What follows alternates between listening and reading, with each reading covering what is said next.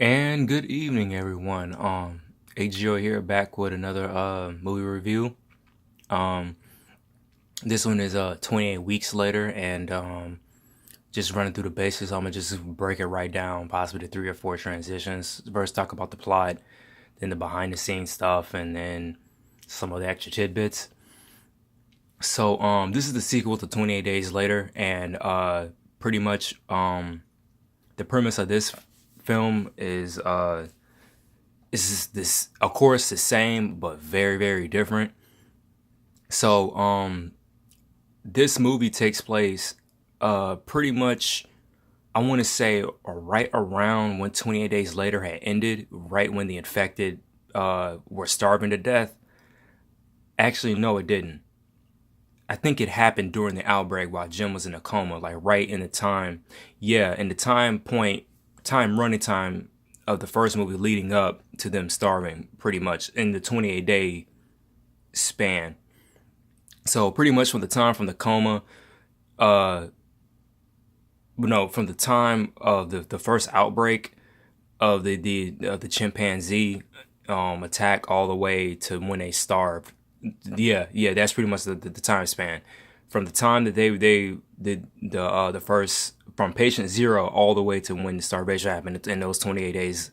That's when the beginning of the first act of the movie takes place.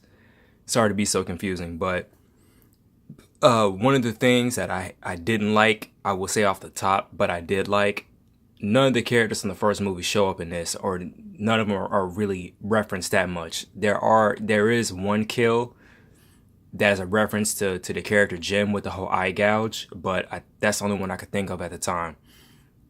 But pretty much the same thing. The same rules apply. You know, you get infected by this thing, you turn within those 20 to 15 seconds or however it was. But pretty much this movie was not scary. It had some good character development moments and a family drama that it was trying to initiate. I do give them that. And this whole situation was messed up, as well as it would put you in a position of what would you do. Um, the only scary thing I can pretty much say is what happened at the beginning of the movie, and I'm going to talk about it and possibly just jump back because I realize my mind is scrambling right now. But the first act of the movie is during that outbreak time, and the main character, I think his name is Don, and his wife are hiding out in this countryside cottage in the United Kingdom. And when the outbreak had happened, when they were evacuating everyone, they got their kids out to Spain, but they ended up remaining behind, and they were hiding in the cabin. Now, the first time I did see, I think some of the clips, I think I had to be in high school. The opening scene did scare me, and that's what I thought the whole movie was gonna be like, but it really wasn't. But pretty much what happens, the cottage gets compromised when they find this kid is beating on the door, to pretty much get in. And make a long story short, he brings the infected to the house. So they end up saving the kid right then and there. But what they didn't know, there was the infected that were outside of the house, and one of the girlfriends, no, one of the girls in the house, her boyfriend had ran out. And come to find out, what they didn't tell you, the boyfriend does show up later in the movie. He did survive up to that point, but she had opened, a little bit out of the peak hole, and then one of them sees her and grabs her and bites her, and then that's how the cottage is overrun. Now, I figured out the kid had brought him there because they probably followed him, but they didn't catch up to him until the time they had let the kid in. And the kid got really lucky because he could have been beating on an abandoned house, but it probably wasn't abandoned since it was locked up really, really tight. So, I had empathy for the kid because I was making up my own story of what he was telling them. His family, they were in Cambridge. I think it was Cambridge or somewhere, and you know they had got infected, and they were trying to kill him. So that was just going through my whole backstory, and I felt kind of bad for the kid because indirectly he dies anyway, but they never show it on camera. So going back to the whole you know, the house being compromised, and to make a long story short, Don abandons his wife. You know, his wife was trying to save the kid, and I understood that, but pretty much the kid was an idiot because he hid in the closet when they had more than enough time to escape to get to the boat. And, you know, he runs, and then his wife allegedly is taken away and infected. Now, I'm going to come back to a small spoiler point with his wife in a minute. So, he's running outside, and he gets to the boat, and he's the only survivor there that came out of the cottage. And right after that, he makes it to some kind of camp. And when the infected finally starve off, they were looking to repopulate, you know, London.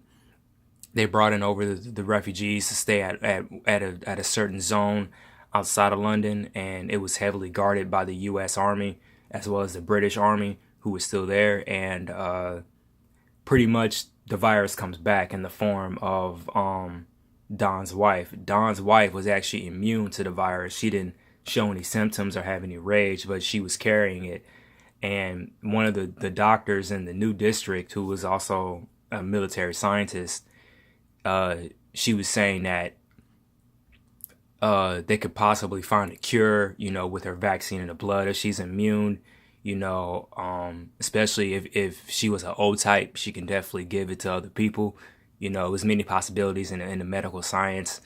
You know, that's just basic medical science 101. But she kisses Don, and then Don gets infected, and that's how the virus comes back again in that form. You know, the new district is compromised again, and the lead characters are just sitting there trying to survive. The boyfriend who I mentioned, who had abandoned the first group in the beginning, he comes back, but I didn't know this until I looked it up on the internet that was really him. He ends up dying anyway.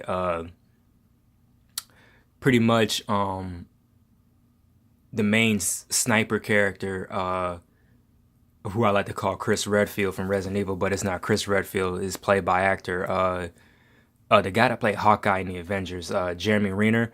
And I thought he was gonna live in this movie, and like I said, just like with Scream, they killed a lot of the main stars who you thought was gonna survive, and at that point, you knew anybody can you know, pretty much die. The actors and actors that played the kids, I never seen them before. I know the sister had a little bit more credits right after this movie, and pretty much her and the brother live. Both actors, kid actors and actresses, they do a good job. They really sell it in this. But pretty much the movie again ends in a potential cliffhanger where the virus pretty much goes to France, and officially I think it hits worldwide. Even though in the first movie, the continuity era, where Selena said that the virus had appeared in New York and in Paris and somewhere else. But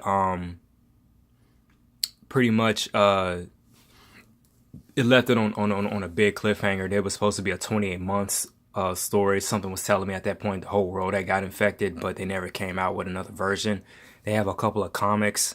One of them deals with before the events of the first movie, and one of them looks like just a written in story with the character, you know, taking over London. I don't know if it's before or after 28 days later, or if it's after 28 weeks later, when at that point with the whole world is you see the virus in France.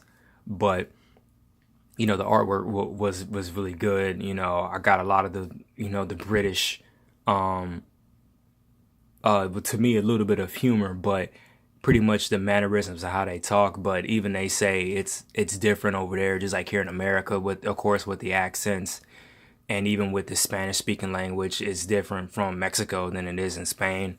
But that's the one thing I did like about these films, that you know, it gave a little bit of the whole British, you know, culture, just a tad bit. But it is a horror movie, and you know, I really want more British friends because I am writing a British character for my book. But I think I'll get it. I think next to that, that'll be the next easiest thing to adapt in my comic. So, now getting to the technical stuff, they cast a lot of, you know, well-known actors and actresses in this film. And again, some of them were known beforehand, but some of them had really took off right afterhand. For starters, the actor that played Don, the father who gets infected, he the movie I known him for was The World's Not Enough. He was the main bad guy in that, and he did a movie with Samuel Jackson called Formula 51, I believe.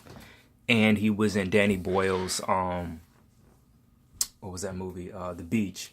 And Danny Boyle, he did do some second unit directing on this, but what's his name said he wasn't there all the time because most of the physical stuff that he was involved in, he couldn't do it anymore because it was a physical strain on his body. But the good thing is that both collaborators were pretty much there, and in that opening scene, that's the main piece he had directed because it was really like the first movie, and that's why I said it was the scariest part of the film, and the scariest part personally was what I like to call the helicopter shot. And it's a scene where Don finally runs. He's running for a long time outside before he sees the boat. It's that scene right there that's on the screen that just went by, but it was a helicopter shot, and or a drone shot if you want to call it that. But the way they shot it, how the camera tilted, it really did intensify the fear just a tad bit. It was like looking at a warped perspective of a painting or you looking up at a building. It was just something in the depth in the background where you could see Don running and you just see the whole swarm of infected chasing him. So that was one of the pieces of the first film that they did keep, which I did like. But of course, they didn't shoot this on the DV cameras. Like I said, you see the whole digital camera being really, really put to work.